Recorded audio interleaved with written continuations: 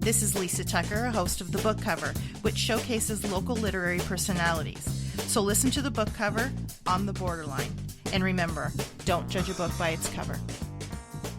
Hi, you're on the borderline. This is The Book Cover, and I'm Lisa Tucker. And today I have a new author and a repeat offender. So we have Dr. Graham Elder, co-author of Call Day and Call Game.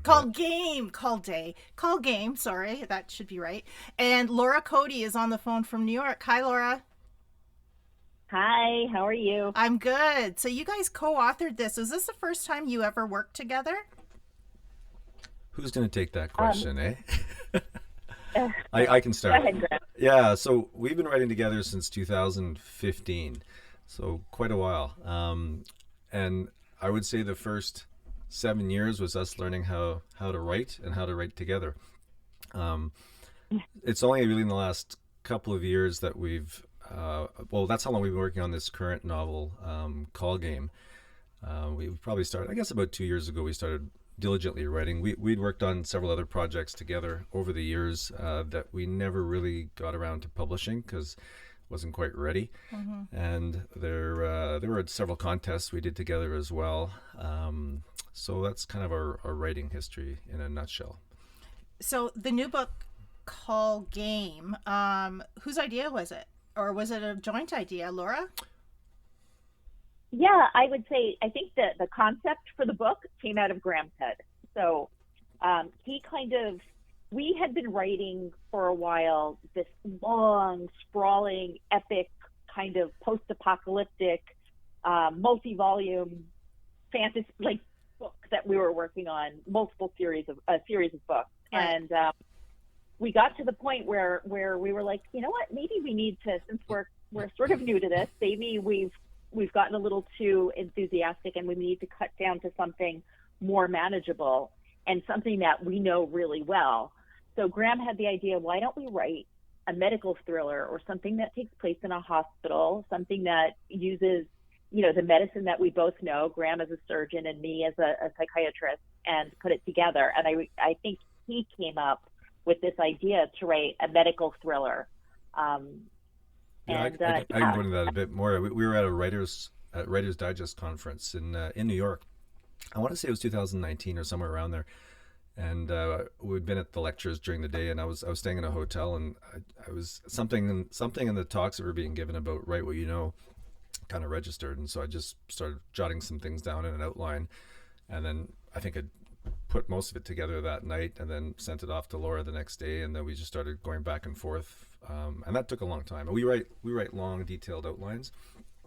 Maybe not as long as someone like James Patterson with his 100-page outlines, but long enough so that we're on the same page, because that's the big part about running as a team is communication. Communication, being on the same page, and it's shocking even after this much time how we both perceive things differently, even though it's written there, but we both come at it from different angles, and it's not till we get down to the nitty-gritty of the final edits that we realize that, wait a second, you saw this way, yeah. but I saw it this way. Yeah, so yeah, it's even to the point where we've learned to maybe use diagrams and things, drawings.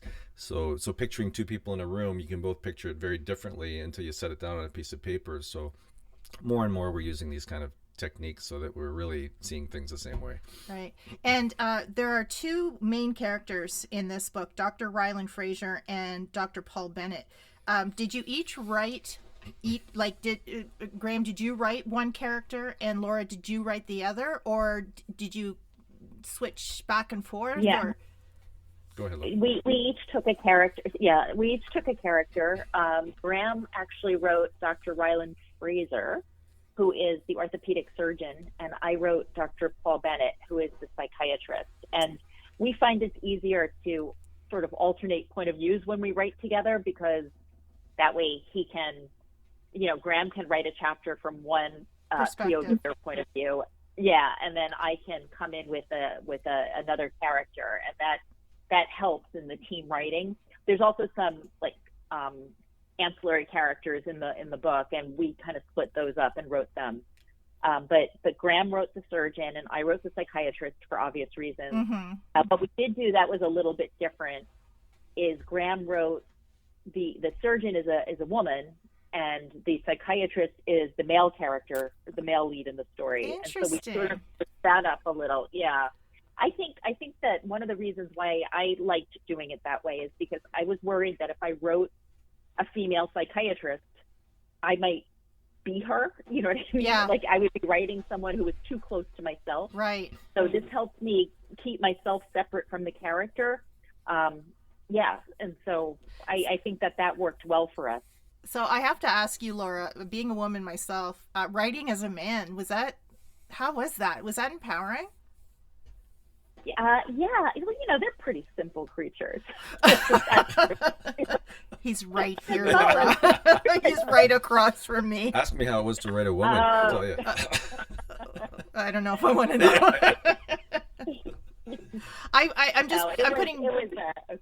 I'm just putting myself in your shoes and thinking, geez, if I had to write as a man, like what a great exercise in brain agility, I guess. I don't know how to describe that, but what a great experience to be able to, because you become these characters when you're writing them, and what a great opportunity to become and test a little bit as a different gender.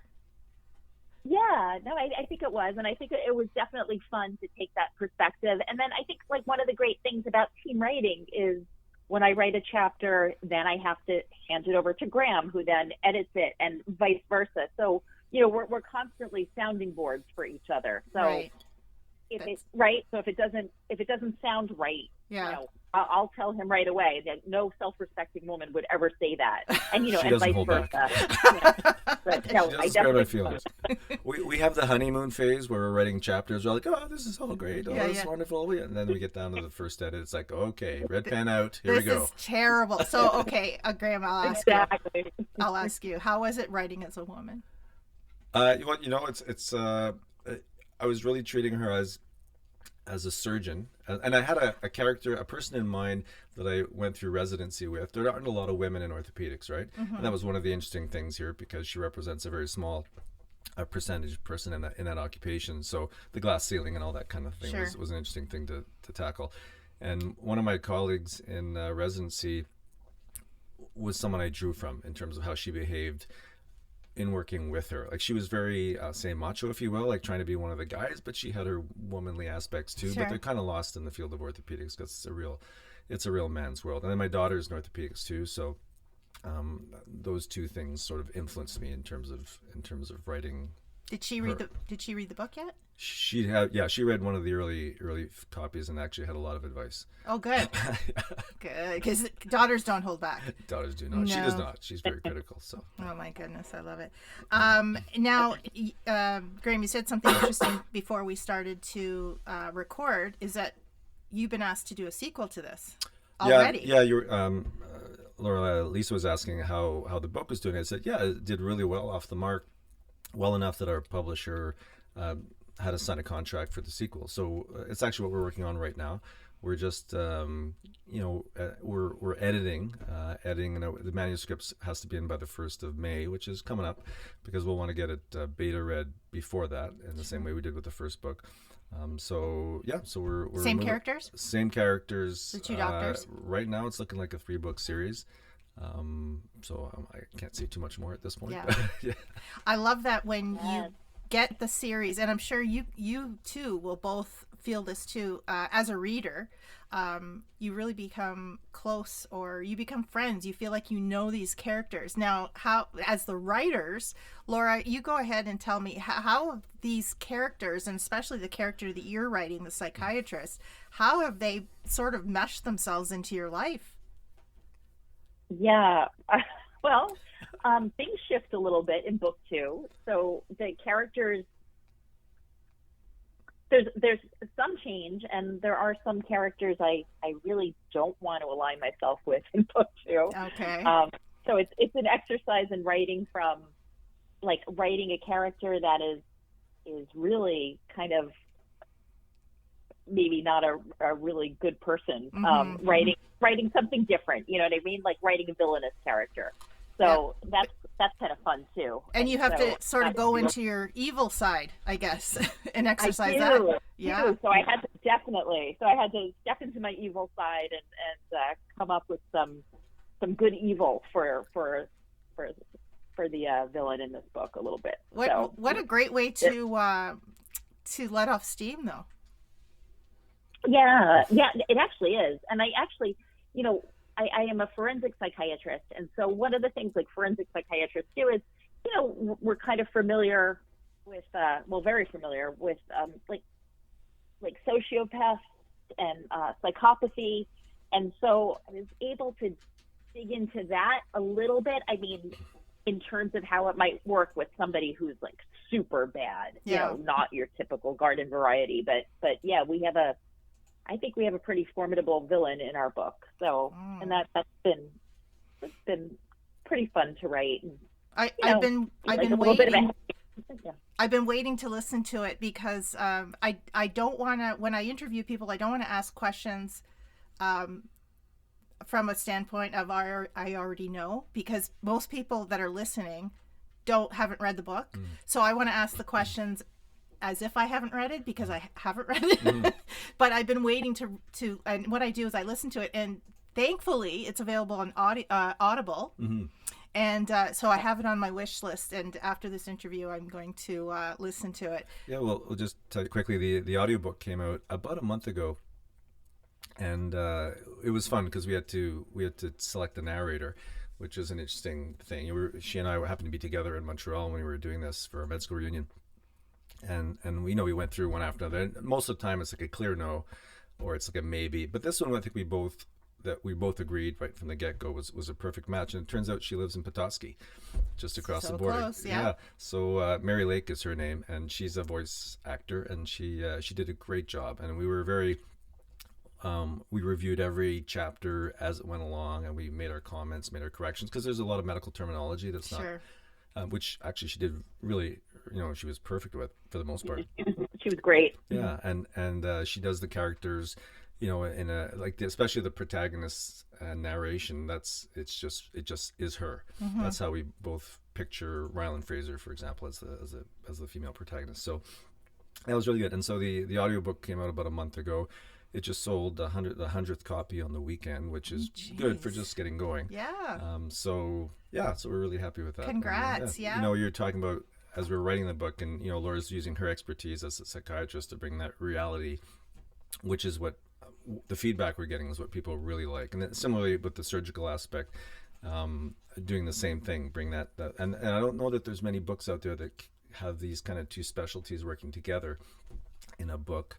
As one of our other colleagues is fond of saying, he's never really heard of a psychiatrist and a orthopedic surgeon ever working together in any capacity. So, well, you proved him wrong, because you're working together in a capacity. No, it's been great. So what I was gonna say is, Graham, you had mentioned that some of the feedback you've gotten, some people saying too much medical, too much, but this is a medical thriller. Yeah. So if you don't want too much medical and science, don't read it. It's you can't satisfy everybody, no, right? You can't. And part of it is that in the initial marketing phase, a certain number of books are given away to stimulate reviews. I think in this case there were 100 books that were given away on Goodreads. My impression is that people just randomly grab at them if they can get them, and that maybe that's not the book for them. So then you get a review that's meh, Yeah. And see, I love that stuff. We were just talking about what's the author's name? Andy Weir. Math and science and medicalese, and I love all that stuff. And I love, I'm one of those nerds that love the science, and if I don't know something, I look it up. Yeah. And I learn something. Yeah. That's the other part of this, though, because we do use a lot of medical terminology, and it's always a question of, do you spell it out a bit more? We're used to abbreviations in medicine. And the authenticity comes in the abbreviation, but every now and then we got to say, let's put this in brackets so people know for sure. And it's because you want the story. You don't want people guessing. You don't want people stumbling. You don't want people stopping, going, "Wait, what is that?" Yeah. So but you don't want to do too much either, right? Because otherwise it becomes annoying. Yeah. So, That's definitely the trickiest part, is finding like the balance. So you want to have enough medicine that it feels authentic and it feels real, but not too much that it trips people up and they stop and say, wait, I just got lost in that. And so that's like a little bit of a dance we do just to figure out like what is the sweet spot there, how much. And I think we're in a pretty good spot. I think we figured it out. Most of the feedback I've gotten from people said, even people who would say, I don't really read medical thrillers, or this is a new genre for me. They're like, but I got into it, and I got into the medicine, and I never felt lost. And that's really gratifying to hear, because that's exactly what we're striving for. Right. And, you know, in this day and age, I just talked to someone who wrote a book about, she's a nurse, but she's also been a cancer patient, and just about advocating for yourself. And like, even in a fictional book, you're learning things that you can use in your real life. Like, everybody's got a body. Right? Relate. Right. A lot of people had surgery. A lot of people had undergone psychiatry sort of. That's mental right. illness issues, Therapy. So, that's right. And how great to be able to man ourselves with the right. First of all, even just simply the terminology. Now, did you have to write anything out phonetically so people could actually know how to pronounce? Just for our narrator in the audiobook. Oh, okay. She had definitely some words she just, and understandably so. There's a lot of Latin. Yeah, Latinish type things. Yeah. And where we put the accent, or it's just common, because you want it to feel authentic to other doctors and other health professionals reading it.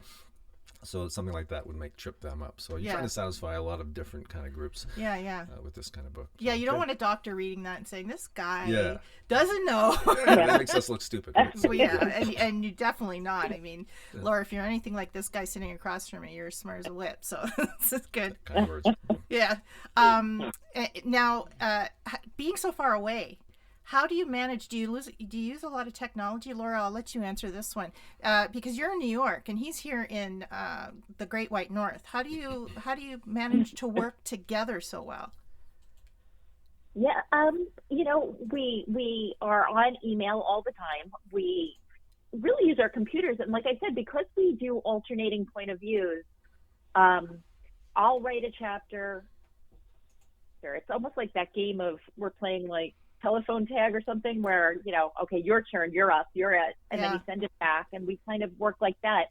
And so just having access to basic email and word processing helps a lot. A lot of people would, for something like this, would use like Google Docs or one of the interactive programs, but we found that we are happiest just writing in Word, sending them back and forth, doing corrections, sort of very old-fashioned way. But it works for our old-fashioned brains. And I'd say, Graham, most of our communication is really, when we're in the book, a lot of it is through email, right? And then definitely. We'll talk maybe once a week and go over things. But I think the texting is more the odd thing that comes up in your head here and there. Hey, what about this? Short things. Little things, or to organize conversations. So we try to talk every week or two to go over some things that can be more quickly managed in a discussion than, we're writers. We like to write, but, to waste 10 minutes writing out an email that could be in a minute on a conversation. Yeah. So it's always kind of figuring that kind of stuff out. Now, did you guys go to medical school together? Yeah, we met in first year medical school in 95 at McGill. Oh, you did? Over at Cadaver. That's the story in our biography anyway. I think love it's kind of true. It's kind of true. I love that. Her maiden name is Downs, Elder, so everything's alphabetical in life. Oh, right. So you guys are right beside each other. Yeah. That's right. So, we literally were cadaver buddies. Yeah. So that is really how we met. That's a true story. I love that. See, what a great story. That is a good. And how do you get rid of the stench of formaldehyde? You go right to the pub afterwards. Drown yourself in alcohol. Every day. Oh God, I can't even. I remember Frog Day at school, and I couldn't handle that. And okay, so we're gonna hopefully we're gonna do 3. Yeah, I think we're heading in that direction. I think our publisher wants that. Series sell. Yeah. The second book sells the first, the third book sells the first 2. Absolutely. And then it steamrolls and more and more. Yeah. And like a lot of the advertising dollars for the book right now are going. It's kind of a break-even kind of thing with the goal of getting more and more readers, because more and more readers means more readers for the second book. Yep. And then things kind of move on. Yeah, and you almost have to look at it as a whole when you're looking at spending marketing dollars. Yeah. Who's the publisher? Black Rose Writing out of Texas. And how'd you find them? Or how'd they find you? Laura, why don't you tell this one? Yeah, well, I have a friend of mine who also is a doctor, and I know him not from medical school, but from college, and he kind of did something similar to what we did, which is sort of later in his career, he started writing medical thrillers. His name is Gary Gerlacher, and he has a best-selling series of books, AJ Doctor series. And I had, hooked up and started talking to him about this. And he had signed on with Black Rose Writing. And he was sort of that connection for us. He opened the door, introduced us. And we sent our manuscript to Black Rose Writing because Gary Gerlacher was very pleased with the relationship and how it was working out. And really, I think that was the first publisher we probably sent this to. Yeah. And they liked it and offered us a contract, and that's that. And then the rest is history. Basically, and the rest is history. So in answer to your question, we had a connection through an acquaintance of mine from college. Yeah. And do they, the publisher, do they specialize in medical thrillers? They don't, actually. No. They are pretty diverse. Yeah, they all different forms of literature. Right. Because some publishing houses, specialize in nonfiction. Some are just fiction. Some are memoirs, biographies. And tab 2 on your docket, maybe they should specialize in.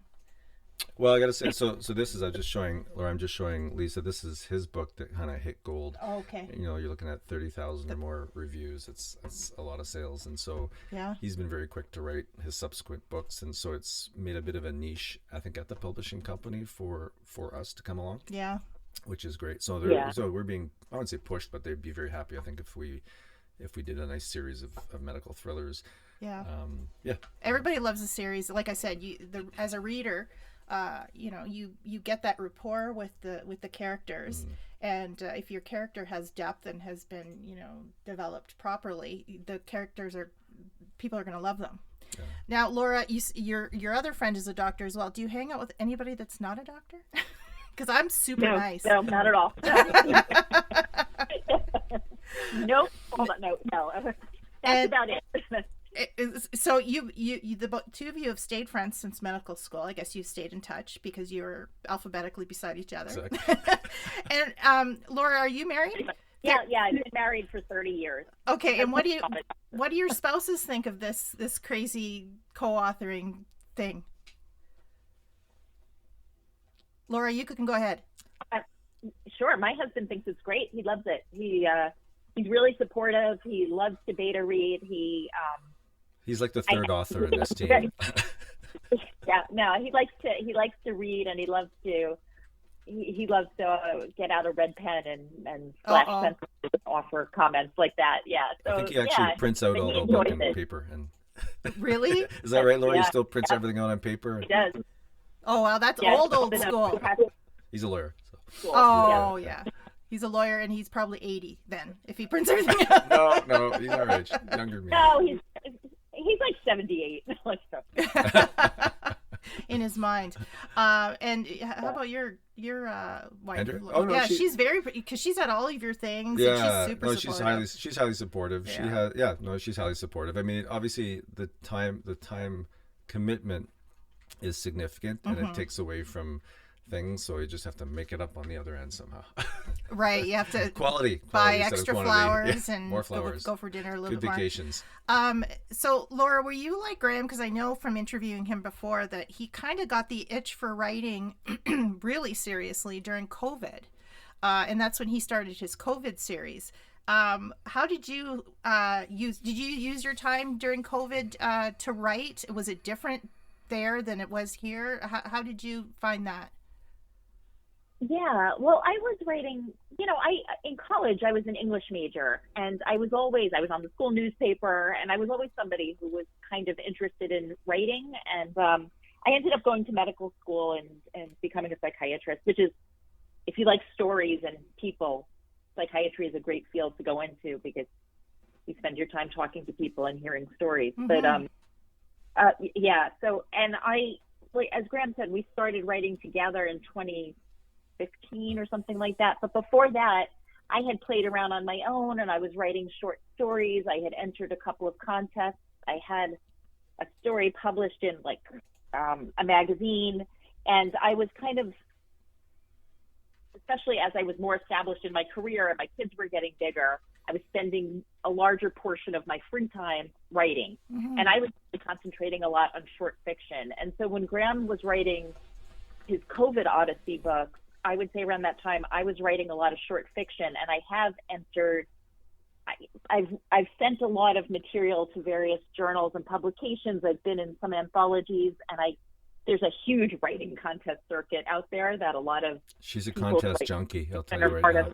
I am not a contest junkie, yes, but there are serious junkies out there. I've heard that's a really good way to get yourself out there, to get your writing out there. I've heard from other people, even in Canada, that that's the way to go.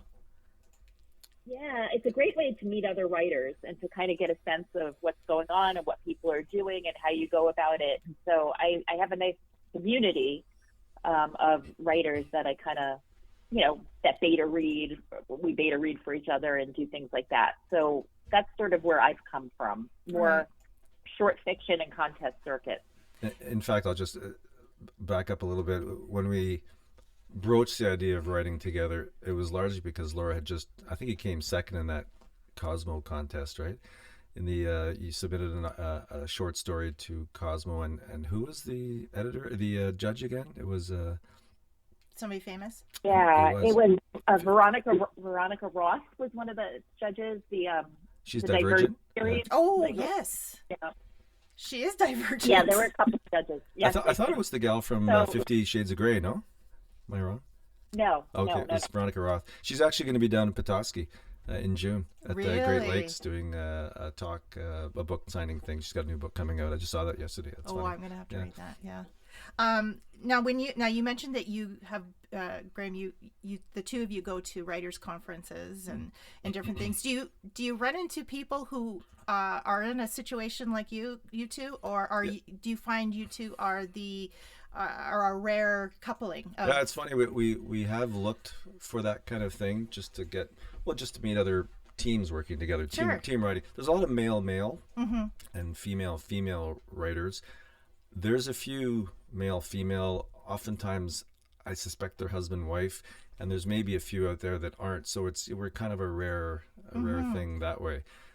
So yeah, we're always looking, because it's fun to talk to other people, see how they're doing it, what their ideas are. To find, to hear you talk, Graham, I don't know what I do with my time. Laura, if you're just as busy as Graham is, you're busy in your profession, you're busy with your family, and then you've got this time to write. I don't know what I do with my time. I think I sleep too much because I'm doing nothing with my time.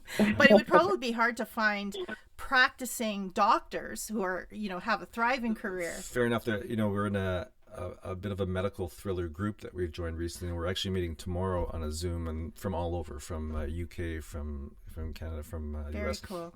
And a number of them are retired. Yeah. I don't, like, Laura, I think maybe Barry's not retired, but I think Mike is retired, and Gary, I think, is retired. So these are all, people who put out 9-10 books or more. Yeah. Wow. And they either retired or they've moved away from medicine, doing other things that maybe aren't as busy as medicine. So it is tough to juggle it all. For you sure. two, I would categorize as having ants in your pants. You can't sit down for 2 seconds, or you can't have a quiet moment. You have to be either working, dealing with your family, or writing a bestseller. do you know, though, it's the thinking part that takes up all your time, because you're especially when we're in the creative phase or even the editing phase, you're constantly, it's in the back of your mind. You're talking to me, you think I'm listening to you, but I'm not. But you're not. You're writing a book right now. I'm trying to remember, okay, how's that word going to go again? How's that sentence? Well, I hope if you use me in a book, use me as a villain, a nasty villain. Oh, all right. I want to be a nasty villain. I do. Right. I so do. Now, where is your book available right now? Where can one get it? Anywhere. It's on Amazon, Barnes & Noble. Here it's in the library.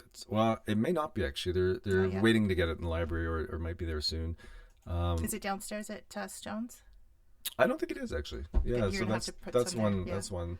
There's a pharmacy in town that's out here who they carry a number of books. Yeah. Laura, from your end, it's the usual online things, right? I'm sorry. Yeah, like you said, Amazon, Barnes and Noble, bookstore.org. It's available online everywhere. It's in my little local library in my town. Cool. That's awesome. That's great. Well, yeah, I wish you two the best of luck. And now that I've already talked about it, I've been able to ask questions as a regular Joe. Now I'm going to go and listen to it, and I can't wait for all the medical leaves. I really can't wait till, because I'm going to probably just call myself doctor after I read this. So just FYI. It's a whodunit though. Yeah. Watch yourself. I can't be tricked. I can't be tricked. Oh, this will be good then. Okay, I'll let you know. You're going to have to tell us. Yeah, I read a lot of whodunit, so I can usually pick them up in a matter of pages, but I will let you know. We've been talking with Dr. Graham Elder and Dr. Laura CODY from New York. They're co-authors of the new book Call Game, a medical thriller. Pick it up anywhere where you can buy books. Thanks so much for joining us, both of you, Graham. Thank you. And Laura, thanks for joining us from New York. Thank you for having me. What a pleasure. You've been listening on The Borderline. This is The Book Cover. I'm Lisa Tucker, and remember, don't judge a book by its cover. I'm Laura CODY. And I'm Graham Elder. We are the authors of a new book that's come out called Call Game. Call Game is a medical thriller that is available online wherever books are sold. And you can learn more about the project by visiting us at our website, 2docs Writing. That's PWO docs writing.com. Catch our podcast on The Book Cover with Lisa Tucker on The Borderline.